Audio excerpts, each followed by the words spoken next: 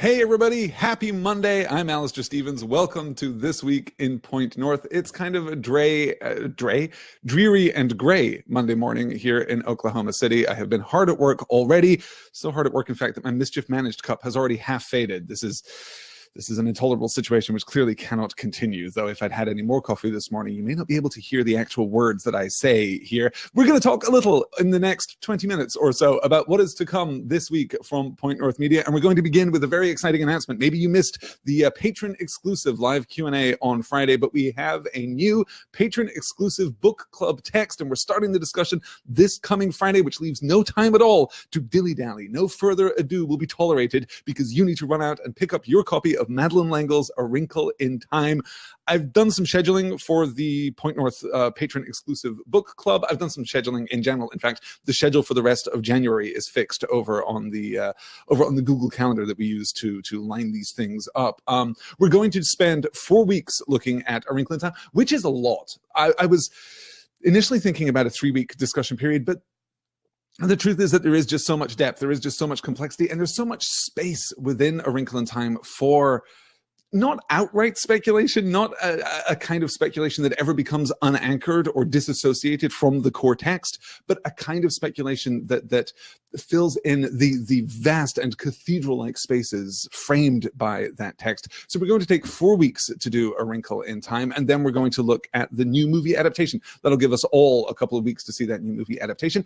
And then, in case, again, you missed the discussion on Friday in the patron-exclusive Q&A, we're going to launch straight into our next book club topic, which is going to be Good Omens by Terry Pratchett and Neil Gaiman, and hopefully at some point take a look at the TV adaptation of that, though there isn't a reliable release date for that TV adaptation that is coming out sometime this year, so I'm told, but I have no more information than that. So A Wrinkle in Time first, Good Omens second. If you want access to those discussions, then all you have to do is support Point North Media, either via Patreon or via Coffee or via PayPal or a check in the mail or however you want to do it. I have just framed out a new way of allowing all the patrons of Point North access to all of the exclusive content. What used to be Patreon exclusive is now patron exclusive. So however you choose to support Point North, you'll be able to get access to those discussions. And of course, your support enables this entire operation. You make it possible for me to do this work at all, to produce any podcasts.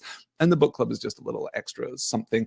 In addition to the book club, though, I'm now doing a weekly newsletter. I've just set that up this morning too. Some of you who support via Patreon in particular may have got notification emails that you have been signed up for something new and exciting. If you haven't received that email, don't worry. I don't think it sent out all of the notification emails yet. There'll be a confirmation later this week. But once a week, I'm going to write a newsletter. I'm going to write a little email something. It might be a piece of fiction. It might be my thoughts on a particular pop culture related issue of the day, something related to the publishing industry or the movie industry or the video game industry, or it may be a deep dive into a particular element of narrative craft or narrative theory. I'm really looking forward to that. I want to write more in 2018, and this seems like a perfect excuse to do so. That, I think, is everything for the patrons. You guys, thank you so much for making it possible for me to do this work. Let's look at our general schedule for this week. This evening, those of you who are enrolled in the Between Worlds class will be able to settle down with me at 9 p.m. Eastern, 8 p.m. Central for the second session in our Between Worlds class, where we look at the foundations of fairy and folklore in the medieval period. In Middle English specifically, we're going to be looking at Sir Orfeo, and we're going to be looking at Sir Gawain and the Green Knight, two, in some senses, fundamentally opposed fairy stories, right? I think that it's absolutely fair to say that the fairy tale tradition bifurcates in the medieval period, and we get stories like Sir Orfeo, this kind of Middle English fairy tale retelling of the Odyssey, and we get stories like Sir Gawain and the Green Knight about the intrusion of fairy into the mundane realm. So we're going to look at both sides of this, and of course, just celebrate some of this fantastic literature and look at the way that medievalists established what we expect fairy tales to be. All of that is happening tonight for those people who have signed up for the Between Worlds class. If you haven't signed up for the Between Worlds class, don't worry, there'll be an opportunity after the class is done, 5 weeks from now, I guess, to buy a downloadable packet version of that you can just enjoy on your own time. That's going to be a ton of fun. It's a really fun class already, and we're only just getting into the meat of it this week, so I'm very excited about all of that.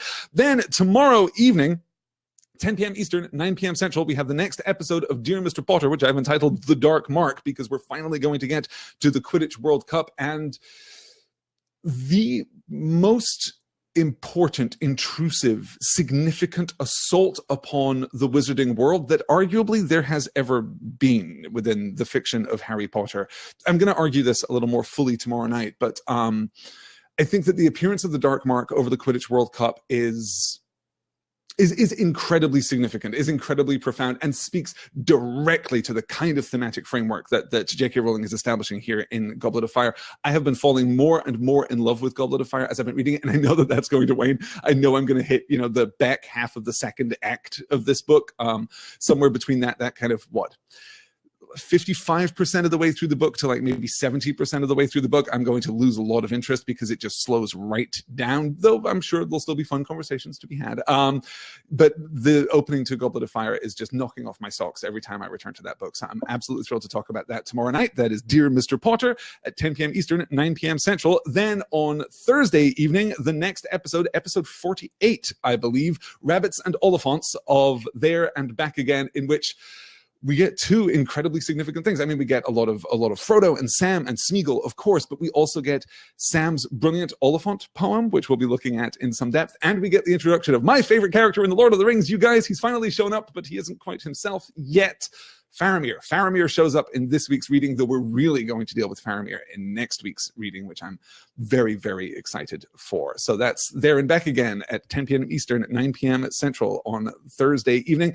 And then that aforementioned A Wrinkle in Time book club, in which we're going to discuss the first 3 chapters of A Wrinkle in Time, which is not much, right? A Wrinkle in Time is a short novel anyway, and we're going to take our time moving through it. So we're going to look at the first 3 chapters on Friday evening, also 10 p.m. Eastern, 9 p.m. Central. It's a 10 p.m. Eastern kind of week, I suppose, is what I'm saying, except for the Between Worlds class, which is at 9 p.m. Eastern, to make it a slightly more accommodating for our friends in Europe, for our friends in #inconvenient time zones. Speaking of our friends in inconvenient time zones, thank you to everyone who has shown up over at the Point North Forum, the brand new Point North Forum. I discussed this, I think, on all the shows that I did last week, but it's really taking form now. I spent some time over the weekend kicking the tires and adding in some new functionality and linking to it from the Point North website and a bunch of other stuff, just some technical back-end stuff. And now it's there and it's rolling along. And I just added this morning the ability to post GIFs. So now you can head on over there and post all of your favorite, #FurtO'clock GIFs over on the Point North Media Forum. That's pointnorthmedia.com/forum, or go to pointnorthmedia.com and click the forum button in the top right, and you can sign up there. If there are any issues, by the way, if you are a patron of Point North, you should have access to a couple of patron-exclusive forums, on boards, I suppose, on the forum. If you can't see those, get in touch and let me know. I just need to add you to that list. Similarly, if you are a student of the Between Worlds class and you can't see the Between Worlds class discussion space over on the forum, let me know. I can add you to that list too. It's just, you're going to set up these different roles. It's an administrative nightmare just setting up a new forum, but it's coming along. It's all working out. Now I can draw breath and look here at one more thing before I actually draw breath and look at the chat here. I've had a lot of requests over the course of the last few weeks to release an audio version of these this week on Point North sessions. I don't think I'm going to start a podcast feed just for these sessions, because that seems like a kind of reductive thing to do. But what I do want to do is do a kind of general Point North behind the scenes podcast feed that'll just be available in iTunes. I don't know what I'll call it, but I'll call it something. And all of the This Week on Point North podcasts will go out there, in addition to any other kind of general announcement discussions that we have, or, bits and pieces, I suppose. Anything else that I do will also go in that feed. We'll just do a general behind the scenes podcast feed from Point North Media, which will encourage me, and not just encourage me, but create a space so that I can have some extra discussions and just be a little less formal and rigid about the kind of content that I deliver to you guys. I've loved doing these This Week on Point North sessions and the patron exclusive book club / Q&A sessions on a Friday. I really love the way that those bracket the week and allow me to just talk a little more about the work that I do, to talk in a more kind of in a more self-referential and a more intertextual kind of way about, the doing of the work that we share together and that we discuss over the course of the week. So all of that has been a really fascinating process, and this gives me another space to kind of open that up. So all of that is to say that if you want the audio versions of these This Week on Point North sessions, stay tuned. It's going to take me a few days to get that set up, to get the podcast approved by Apple and so on and so forth. We're still going to jump through all these hoops even in 2018, but that will be available at some point in the near future. Okay. Let me check up with the with the chat here. Angela saying I'm a part of both groups. I will check if I need to be added to the list. Excellent, excellent. Yes, good. And yeah, of course, when I say that I'll submit the podcast to Apple, what I mean is Apple and Google Play and possibly Stitcher. I need to check in with Stitcher, see if they're being shady or being cool. I'm not sure where they are right now on that shady to cool spectrum. I also, there'll be just a general RSS feed available, so you can just pipe that thing into your podcast app of choice. Yes. Jumping hoops, says Angela. Yes, we must leap through these hoops with balletic grace as we do. Let me see here. A lot of love for A Wrinkle in Time. This is great. Good. I'm so glad. A Wrinkle in Time is just an extraordinary book. As I said, both A Wrinkle in Time and Good Omens are definitely in my top 20 books of all time, and depending on the day, may well push into my top 10. So right now, because I haven't read it in a couple of years, I think A Wrinkle in Time is definitely pressing toward the top of the top 10. So I'm very eager to sink into that book again and to share those discussions with you. A very rich and dense, though yet still relentlessly accessible, right? It is beautifully open. I keep thinking of these, in a synesthesic kind of way. I keep thinking of these like open, grand, cathedral-like spaces established by A Wrinkle in Time that it will assert, never with a great specificity, but with great intentionality. It will gesture and a space will emerge, and when I say it, I'm referring to the book itself, the narrative voice of the book itself. It will gesture and a space will emerge, and we will be invited to explore that space, but absolutely not forced or compelled to explore that space. It is a book that, more so than most books that I can think of, and arguably more so than any other book that I can think of right now, it is a book that invites us in, that lures us. It is a book which demonstrates more powerfully and evocatively that notion of the investment of belief than any other book I can think of. It's an extraordinary piece of work. I cannot wait to talk about it. And then, of course, Good Omens, right? We're going to have the chance to talk about a unique collaboration between Neil Gaiman and Terry Pratchett. It's going to be wonderful to take a look at that book and to, particularly on the heels of the other, Patreon exclusive book club title that we did when we looked at Douglas Adams' brilliant Hitchhiker's Guide to the Galaxy. Good Omens is in so many ways an evolution, not just of that particular text, that specific text, but an evolution of that entire tradition in British satirical comedy writing. That is a tradition that goes back to the 40s and the 50s, goes back to the Goonies, comes up through Monty Python, comes up through Douglas Adams, comes up through, the entire output, that kind of rebellious, anarchic, punky output of the BBC comedy department in the late 1970s through the 1980s, things like The Young Ones and things like Alexei Sayle, that tradition is so strong and so vibrant. And then it smashes into Terry Pratchett and Neil Gaiman and is transformed, is elevated so beautifully, because what Terry Pratchett manages to do, and I'm kind of crediting Terry with this rather than crediting the two of them together. It's going to be an interesting point of speculation as we move through that book.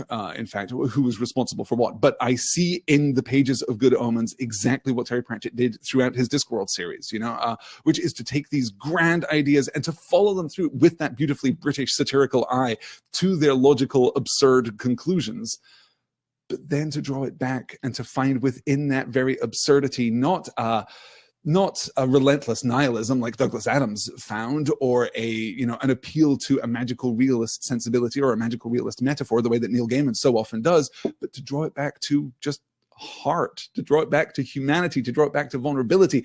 That is what Terry Pratchett did more beautifully than any other writer, and I can't wait to talk about it. I really can't wait to talk about it. So A Wrinkle in Time and then Good Omens. As you can tell, I'm pretty excited. We're also going to continue with Dear Mr. Potter. We're also going to continue with There and Back Again. Oh, and because I think that Aaron, that Sosa Sundare has already mentioned it. Carla is saying, and then onto Discworld, can I hope? Well, here's the thing. I sent out this morning, if you support Point North Media on Patreon, I'm going to have to figure out how these tiers work exactly moving forward, because, as we move away from Patreon as a de facto source of support for Point North, as I kind of open and democratize these means of you guys offering your support, for which I am extraordinarily grateful, as I try to remember to say every single time, because good Lord, it's true. As I move away from Patreon, I want to kind of open up the means of access to what I think is the most important Patreon reward that we have right now. If you support Point North Media at the $20 a month level, then you get to pick a one-shot. And I sent out emails this morning saying, hey, you guys, it's 2018. Let's all pick our one-shots. Pick a topic that you want me to discuss, and I'm going to discuss it. I've had 2 people come back to me with more Pratchett already. So we're definitely going to be looking at more Pratchett as we move forward through the year. We're getting perilously close, you guys, to me just starting a Terry Pratchett book club podcast where we just look at all of his work in order. I think that there is absolutely enough there. I think that it is absolutely sophisticated enough. It is absolutely deep enough. It is absolutely brilliant enough. I would like nothing more than to delve into that. So one way or another, we're definitely going to be talking about more Pratchett this coming year. We're also going to be talking about some other things. I've had a request again for The Princess Bride, which is not going to be a one-shot, or is going to be a multi-part one-shot, or is just going to be a much longer one-shot, because I want to talk about The Princess Bride. I want to talk about the book. I want to talk about the movie. I love both of those things very much. Stories about stories are always, you know, a way of getting access to my heart, always a way of slipping through my cynical and jaded defenses. Stories about stories always engage me. Stories about the telling of stories, chef kiss. That's what I love. That's what I love more than anything else. And both versions of The Princess Bride, though they are so very different, are stories about the telling of stories. But all of that is to say that Soso Sundare, Aaron, here in the chat, has requested the very first one-shot of 2018, which is, I think, going to take place on the 31st of January. Is that the Wednesday? Let me double check here. Yes, the 31st of January is going to be our first one-shot of 2018, and it is going to be the brilliant Studio Ghibli movie, My Neighbor Totoro. So we're going to be delving into a very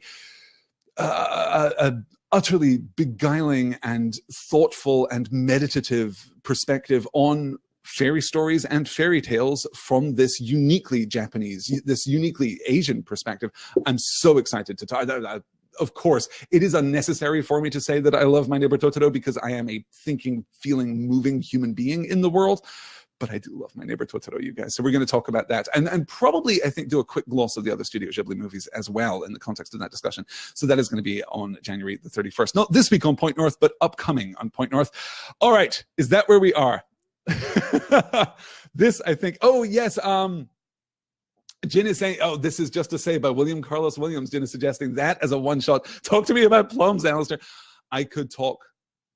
No, Jen and I were just talking about William Carlos Williams. This is Just to Say, and talking about the perspective that was offered in the podcast Wonderful by Griffin and Rachel McElroy, in which Rachel McElroy said that the thing that makes This Is Just to Say by William Carlos Williams a poem versus just a note or a statement, the thing that elevates it in its artistic content, the thing that connects the reader to it is, as I've said before, you know, the evocation of a certain emotional response. What is the emotional response that William Carlos Williams is seeking to evoke in the poem This Is Just to Say? Well, as Rachel McElroy said on the Wonderful podcast, it made her horny for plums.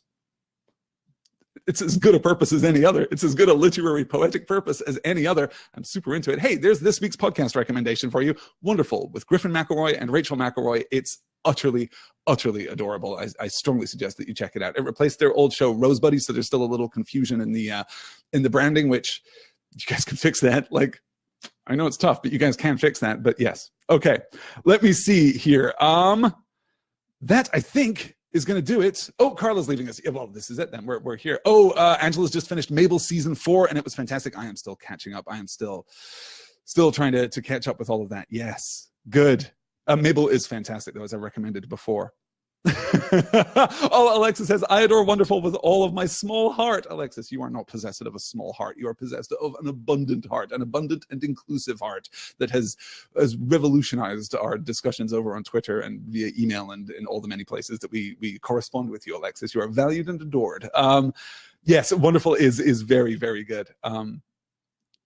Jin also says, I'm making Alistair saying it makes me horny for plums my ringtone. Fair. Good. Best life choices, Jin said back up. All right, before this gets completely out of hand, now that I've invited you all to post GIFs over on the forum, I dread to think what I'm going to see when I head back over there. Let me see. Alexis has a question here. Would you consider talking about When You Reach Me by Rebecca Stead as a companion or somehow in comparison to A Wrinkle in Time? It's a pretty quick read that has interesting comparison points and talks about the time travel Tesser part of the book in a way that I don't remember Wrinkle in Time itself talking about. When You Reach Me. Let me Google that because I feel as though I've read that. but I'm not 100% sure. Well, this looks terribly familiar. I have no plans right now, Alexis, to talk about this, but that is not to say that I won't. Oh, right. Right. No, I haven't read it. I got into a discussion about it. I think that's what I'm remembering. Yes. 2010. Yeah, no, I don't think that I did read this. I think that I got into a discussion. Oh, gosh, I don't even remember where the discussion was. All of that is to say, no, I haven't read it. I don't have plans to discuss it. That doesn't mean that we won't. But hey, you know where a perfect place to discuss that would be? Over on the Point North Forum. Come on over and suggest it. I'm sure there are other people in that community, in this sprawling and diasporic, wonderful community of awesome that have read this book and can talk to you about it. And if you recommend it, I will certainly consider checking it out as soon as I have time. Yes. Good.